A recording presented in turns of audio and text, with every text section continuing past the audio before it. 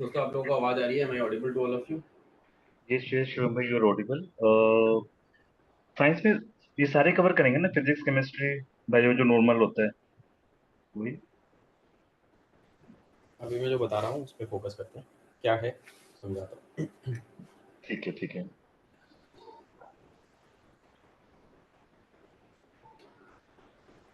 Alright,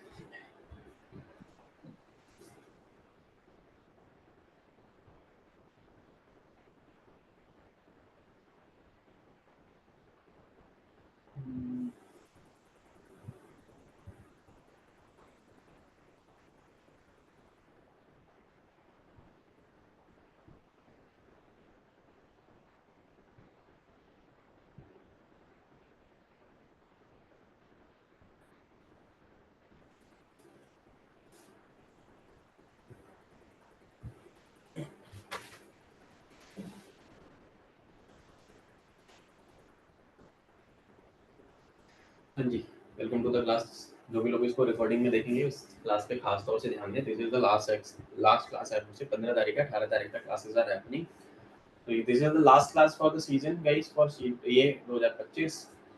this class will be visible to एफकेट people also, so they have to focus more upon these topics that I am telling here. तो अक्सर लोग मेरे को पूछते हैं, मैंने सीडीएस के बैच में आज जो मेरा बच्चों से डिस्कशन हो रहा था कि साइंस के बारे में अगर मैं बात करूं तो साइंस में किन चीज़ों पे फोकस करना होता है। ज़्यादा लंबा लेक्चर नहीं है बिकॉज हम लोग समाप्त कर चुके हैं सारी चीज़ें, पर फिर भी आप लोगों को एडिशनल हेल्प हो जाए उसके लिए मैं क्लास कर रहा हूँ, क्योंकि आप लोग अपनी तैयारी के दौर में भी होंगे, अपनी तरफ से भी आप लोग तैयारी कर रहे होंगे। तो जब आप अपने स्तर पे तैयारी कर रहे हो, यहाँ पे अब मेरा रोल खत्म होता हुआ है बिल्कुल। आप लोगों के लिए ये एक सपोर्टिंग चीज मैंने दी है, इसका फोटो आपको मेन ग्रुप पे भी मिला होगा और रक्षक में भी मैं अभी इसको पुश कर देता हूँ, यही सेम पीडीएफ जिसके के माध्यम से आप इसको एक बार नोट्स बना लेना, बनाना चाहो नहीं तो कोई बात नहीं, नहीं भी अगर बनाओगे तो भी आपको काम चल जाएगा, बस समझ लो। ठीक है, इसमें से बहुत सारे चैप्टर्स ऐसे होंगे आप लोगों के जो आपके सॉलिड हैं, अगर नहीं है सॉलिड एक ऑनलाइन रिसोर्स भी मैं आपको बताऊंगा जिसके माध्यम से आपको कुछ नहीं करना है, आपको मेरे नंबर पे लॉगिन करना है, मेरे नंबर से लॉगिन करना है, ओटीपी लेनी है, वो नोट्स डाउनलोड करके एक बार नोट्स को पढ़ लेना है। ठीक है, अगर मैं किसी भी कॉम्पिटिटिव एग्जाम की बात करूं या पर्टिकुलरली किसी डिफेंस एग्जाम की बात करूं, तो जितने भी साइंस आती है ये बेसिकली सीडीएस को हम बेस बना रहे हैं, क्योंकि उसके ऊपर कुछ है नहीं। यूपीएससी के लेवल पे नहीं जाऊंगा, थोड़ा सा लेवल नीचे ही रखूंगा। 3 सब्जेक्ट होते हैं, फिजिक्स, केमिस्ट्री एंड आपका बायोलॉजी। तो कौन कौन से चैप्टर इंपॉर्टेंट है फिजिक्स में दोस्तों? लगभग आपको स्क्रीन पे क्लियरली दिख रहा है या पिक्सेलेशन हो रहा है? थोड़ा बहुत दिख रहा है ना दिख सबको? रहा है सर, दिख रहा है। तो फिजिक्स के अंदर अगर आपको चैप्टर पढ़ने हैं तो यहाँ पे 18 चैप्टर लगभग फिजिक्स के हैं। ये सब एनसीईआरटी बेस्ड है, हमने बच्चों ने सबने एनसीईआरटी पढ़ी है, करेक्ट? एनसीईआरटी से पढ़े हो मोस्टली सब लोग। उसके बाद केमिस्ट्री में दोस्तों 15 चैप्टर हैं लगभग, और आपके बायो में लगभग आपके यहाँ पे 20 चैप्टर हैं। इनके बाहर कुछ जाता नहीं है, आज तक नहीं गया। फिजिक्स के बारे में अगर मैं आपको बताना चाहूँ, आपको यहाँ से लेके यहाँ तक एक बार अगर नजर मारना चाहते हो, क्योंकि आप लोगों के एग्जाम में 25 क्वेश्चन आ रहे हैं, जिसमें 5 से 7 क्वेश्चन आपके साइंस के बनेंगे, समझे आप लोग? 5 से 7 क्वेश्चन आपके साइंस के बन जाएंगे। ठीक है, तो एक फाइनल पुश है हमारी तरफ से कि हाँ भाई हमें इन चीजों पे ध्यान देना है। तो समझते हैं क्या है। सबसे पहले यहाँ पे सब्जेक्ट है साइंस, फिर हमारी क्लास का नाम है, ये है आपका दिस इज क्लास नेम, ये कौन सी क्लास की एनसीईआरटी है। फिर ये जो है ये है चैप्टर नंबर। आप ऑनलाइन एनसीईआरटी के ऐप के माध्यम से भी एनसीईआरटी को फैच कर सकते हैं। एनसीईआरटी का ऐप प्ले स्टोर पे है, या एनसीईआरटी की वेबसाइट पे जाके आप पुरानी एनसीईआरटी निकाल सकते हैं। दैट इज इजीली एक्सेसिबल, मुझे देने की जरूरत नहीं, आप आराम से सर्च करोगे मिल जाएगा। साइंस में अगर मैं बात करता हूँ, साइंस में अगर मैं बात करूँ तो कौन कौन सी किताबें हैं आपको जो साइंस के चैप्टर्स हैं, उसके बाद में डाउट्स लूंगा, तो अपने डाउट्स पूछ लेना प्लीज, साइंस से related basically, science and tech पूरा। After this class is done I will also give you speedy का साइंस एंड टेक वाला सेक्शन जो है, जहाँ तक मुझे याद है मैंने defence science and tech already भेज चुका हूँ, उसको एक बार कवर कर लेना आप लोग। और लूसेंट की जो जनरल साइंस है उसके आप एमसीक्यूज को अगर देख लेंगे तो आपको और मदद मिल जाएगी, that I will tell you थोड़ी देर में। क्लास 10th की साइंस के एनसीईआरटी का अगर आप कौन सा चैप्टर पढ़ते हो, 10वीं क्लास का chapter number 13 magnet, chapter number 12 electricity, chapter number 10 light, ये 3 चैप्टर जो है आपके 10th के हैं। ठीक है, यहाँ पे आपको 7वीं 8वीं 9वीं 10वीं क्लास की एनसीईआरटी है, यानी कि साइंस फिजिक्स के अंदर आपको 7 8 9 10 10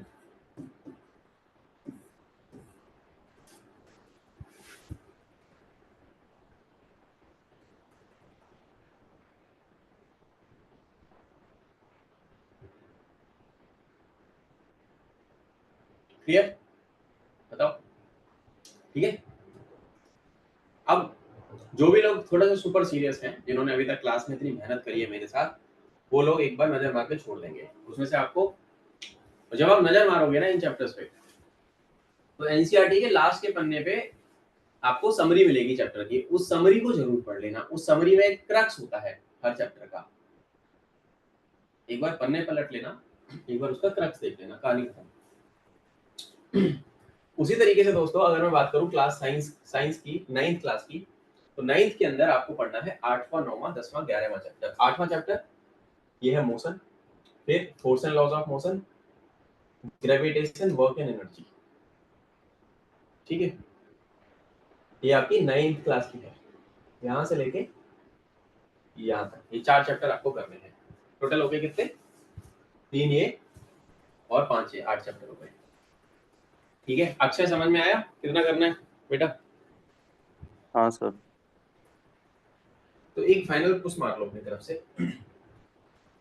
अब मैं आता हूँ 8वीं क्लास पे, और 8वीं क्लास की एनसीईआरटी की फिजिक्स आती है। पूरी फिजिक्स इतने में समराइज हो जाती है, जितने भी कॉम्पिटिटिव एग्जाम देश के अंदर हो रहे हैं, उसके बाद जाता ही नहीं है कुछ।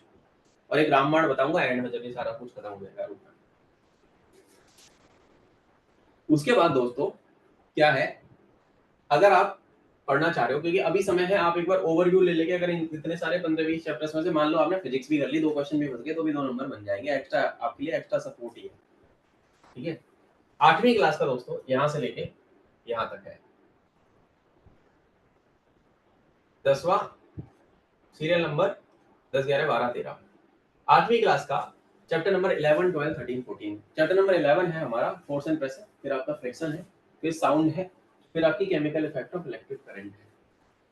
ठीक है, आप क्लास बाय क्लास एनसीईआरटी उठाओ। अब मैं बोलूंगा, मैंने सीरीज वाले बच्चों को बोलता हूं कि तुम पहले, अगर छोटे बच्चों को मैंने बोला है कि तुम 7वीं क्लास की एनसीईआरटी उठाओ, उसमें से लाइट पढ़ो। फिर लाइट आपका 8वीं में आ गया तो 8वीं का 16वां चैप्टर पढ़ो। फिर लाइट फिर से 10वीं में आ गया तो फिर आप उसका वो पढ़ो। मैं उनको उस तरीके से बोलता हूँ, ठीक है। उनके पेपर में एनालिटिकल क्वेश्चंस आते हैं, आपके में एनालिटिकल नहीं आएगा। वन लाइनर, 4 ऑप्शन, बताओ क्या है। ठीक है, आपको ये करना है। उसके बाद छोटी क्लास पे आ जाते हैं, और साइंस के अंदर आपको अगर 7th क्लास पे लैंड करोगे, इसका चौथा चैप्टर 13वां 14वां 15वां चैप्टर। चौथा चैप्टर है फिर से आपका heat, then motion and time, electric current and effect, and then light. ठीक है, जो आपके ड्राइव पे नोट्स का फोल्डर है, उसमें जो एक्सेस मैंने दिया हुआ है, उसमें आपको पीवाईक्यूज का भी फोल्डर है, तो आप लोग सीडीएस एफएड के भी पीवाईक्यूज एक्सेस कर सकते हो, जहां पे इन चैप्टर से बेस्ड एमसीक्यूज मैंने बना के डाले हुए हैं पीवाईक्यूज के अंदर पूरे। वहां से भी आप उठा सकते हो डेटा, आपकी श्रद्धा है, आपने बहुत सारे लोगों ने देखा भी होगा अभी तक। फिर आपका 11th क्लास का एक ही चैप्टर आता है, व्हाट इज फिजिक्स, क्योंकि 11th में जब हम आते हैं ना तो एनसीईआरटी 2 हो जाती है। पहले एक ही किताब होती है, 11th में आके फिजिक्स की 2 किताबें, केमिस्ट्री की 2 किताबें, बायो की 2 किताबें, मैथ की एक ही होती है, 12th में आके फिर से 2 किताबें हो जाती हैं, ऐसे हो जाता है। ये पूरी फिजिक्स का है कहानी। तो एक फाइनल पूछ दे दो अपने आप को, थोड़ा सा कुछ नहीं कर सकते कि सर इतना तो है, अपने 15 चैप्टर 18 चैप्टर बढ़ा दिए। भाई 15-18 पेज अगर आप पूरी फिजिक्स के पढ़ के अगर आपको 2-4 नंबर मिल जा रहे हैं, तो मेरे हिसाब से तो कोई बुराई नहीं है। कुछ भी नहीं कर सकते तो आप उनकी आपको मैं लिंक भेज दूंगा एनसीईआरटी का। हालांकि अगर कोई मेरे से पहले भेज पाए तो भेज देना। अक्षय एक बार ये कर देना खुद से तो, ठीक है। एनसीईआरटी की वेबसाइट पे जाओ, क्लास सेलेक्ट करो, सब्जेक्ट सेलेक्ट करो, आ जाता है आपका पूरा चैप्टर वाइज चैप्टर खुल जाती है एनसीईआरटी। उसका लास्ट का पन्ना जो है ना वो पढ़ लो बस। तो अगर 18 है तो 18 पेज बन गए आपके फिजिक्स के, और उसमें से आपको क्वेश्चन मिलेंगे पेपर में। फिर अगर मैं अपना 10,000 एमसीक्यू का अगर आपको खोल के दे दिया ना पुलिंदा, तो आप चक्कर खा के गिरोगे। मेरे पास तो सब कुछ है, बस आपको मैं बोल रहा हूँ आप इतना एक बार साइंस में, एक बार जीएस के अंदर लोगों को तकलीफ आ रही थी कि सर बहुत सारे लोगों का था कि दिक्कत आ रही है, हम थोड़ा सा एक फाइनल पुस्ता मार दो। So that is what I am saying. अब मैं आता हूँ दोस्तों केमिस्ट्री के ऊपर। केमिस्ट्री का 400 एमसीक्यूज है, 400 एमसीक्यूज है, वो मैं आपको ग्रुप पे ही दे दूंगा, रक्षा बैच के बैच में ग्रुप पे डाल दूंगा। I have 400 MCQs for chemistry. Chemistry भी वही 7वीं 8वीं 9वीं 10वीं क्लास का है। 7वीं क्लास के 2 चैप्टर, 5वां 6वां acid base salt, pH scale होता है 0 से 14 तक। पानी की पीएच कितनी होती है, कौन सा स्ट्रॉन्ग बेस, कौन सा स्ट्रॉन्ग एसिड है, कौन सा स्ट्रॉन्ग एसिड है, कौन सा स्ट्रॉन्ग बेस है, कौन सा क्या है, किस तरीके से चल रही है चीजें। ठीक है, तो ये कहानी है। Physical and chemical changes question बन जाते हैं इसमें से। आपने थॉरो रीडिंग नहीं कर पा रहे हो, अगर आप एक थॉरो रीडिंग नहीं कर पा रहे हो, कुछ करो मत करो, आप लोग जो है एक बार वो कर लो, बस ओवरव्यू ले लो। फिर तीसरा चैप्टर, 5वां 6वां चैप्टर है आपका, 7th हो गया 8th का। Synthetic fibre, plastic, material, metal, non metal, coal and petroleum, combustion flame, matter in our surroundings, ये सारा है। Is matter around us pure, matter in our surroundings, matter in our surrounding से लेके ये सारा आपका 9th क्लास का है, ये आपका 8th क्लास का है। लास्ट का पेज बस समरी चैप्टर की पढ़ लो। ठीक है, 10वीं क्लास का पहला, दूसरा, तीसरा, चौथा, पांचवा। Atoms and molecule, structure of matter and surrounding, ये सारे इंपॉर्टेंट चैप्टर्स होते हैं। सीरीज में बहुत सारे क्वेश्चंस होते हैं, अलग अलग एग्जाम में क्वेश्चन बनते हैं। बेसिक्स है कि इलेक्ट्रॉन पे कौन सा चार्ज होता है, इलेक्ट्रॉन की खोज किसने की थी, प्रोटॉन पे कौन सा चार्ज होता है, न्यूट्रॉन पे कौन सा चार्ज होता है, वैलेंसी कैसे मेंटेन करोगे, ये सारी चीजें आती हैं। हमने बचपन में सब पढ़ा है, बट डेटा फ्लश आउट हो चुका है हमारे दिमाग से, वो रिकॉल करना है बस एक बार, पेपर में जाके उल्टी करनी है, कहानी खत्म। आप सब पढ़ के आए हो, बचपन में आपने सबने पढ़ा है, बस वो डेटा आपके दिमाग से आउट है, आपको रिकॉल करना है, पेपर में जाके कर देना है, कहानी खत्म।